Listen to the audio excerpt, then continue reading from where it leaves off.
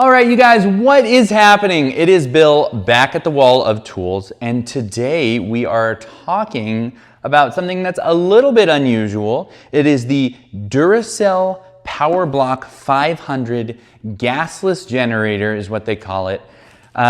This thing looks pretty funky, and we're going to talk a little bit about it here. So what is it? This is basically a giant power bank. It is pretty big. I want to give you a sense for just the scale of this thing. It's a few pounds. It's nothing insane. I don't know, maybe what, 15 pounds or so? I mean, it's not light. And it's basically just a giant power bank. So they call it a gasless generator. I mean, it is what it is. This has, I think, just south of 500 watt hours of capacity. So for context, I think an iPhone has a little under 13 watt hours. So many times over of charging your iPhone. It can do quite a bit. It's pretty handy to have just a significant power bank when you're on the go and on the fly. And really the hook for me on this particular device was the capability to plug in here. So I'm gonna bring it a little closer just so you can see. Right there. And you can see we've got the 120 volt AC outlets here, which is the big reason why I bought it. You know, typically a power bank, you've got your USB or USB-C. You're not going to be able to plug like a true plug into it here, like you have here. You've got different USB outlets, USB-A and a USB-C, two USB-As and a USB-C, and then you've got your 12 volt, just like you would have on a cigarette lighter. It's got this handy display. You can turn on and off, pretty cool. And it's got a handle. It does have a cord, which I am not showing here, that plugs into the back. So you would plug this into the wall so that it can charge up. It's got to get its power from somewhere. It also has a solar input. So I bought this at Costco and it did not come with a solar panel. I haven't used that. I can't comment on it. Really cool idea. Don't know how long that takes to charge or how it works.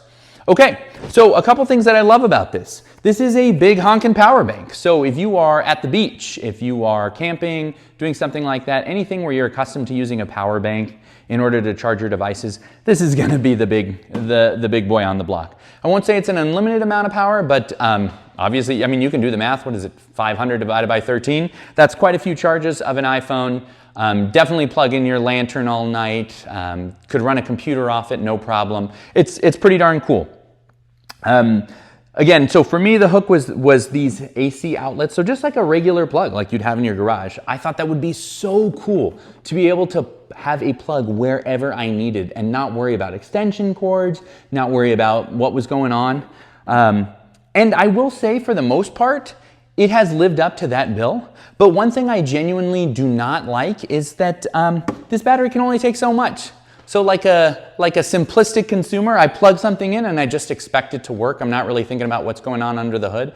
And this is like maybe half a circuit. So when I'm thinking of like a 15 amp circuit, right? Like if I plug something like an air compressor in or something that's a little beefier, it will trip. I even have like a small shop vac, and it's not huge. And when I try to use it with this gasless generator, it will trip. Basically, this kicks off, thankfully to prevent fire or any sort of hazard. So it protects itself, which is great, but then it stops working. So the things that you plug in here would generally be smaller electrical devices like a lamp, I suppose a computer, something like that. Anything that has just like a real high voltage draw, especially like when it kicks on, that's typically when it's gonna kind of break down and not function. It's going to turn off on its own. Obviously, for these USB ports or this DC car port, no problems. Never had anything. I mean, you can just plug and it goes and goes and goes all day.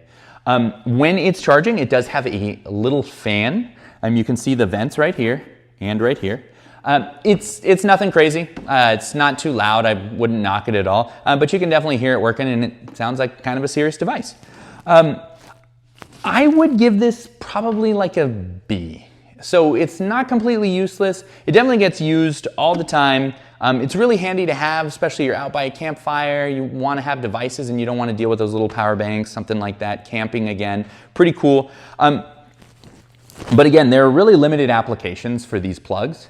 And then anything that does have a plug that you would be running off a plug and not tripping the circuit, it is going to drain down fairly quickly. And so I used a paint gun, right? I had a paint gun that required a plug-in. I did not want to run a huge extension cord way at the end of my driveway, and so I used this puppy, and it was awesome. But I would say by the end of a relatively small project, it was basically painting like a little gate, this thing was about half empty. So it definitely, it can accommodate those plugs, but it blows through them pretty quick.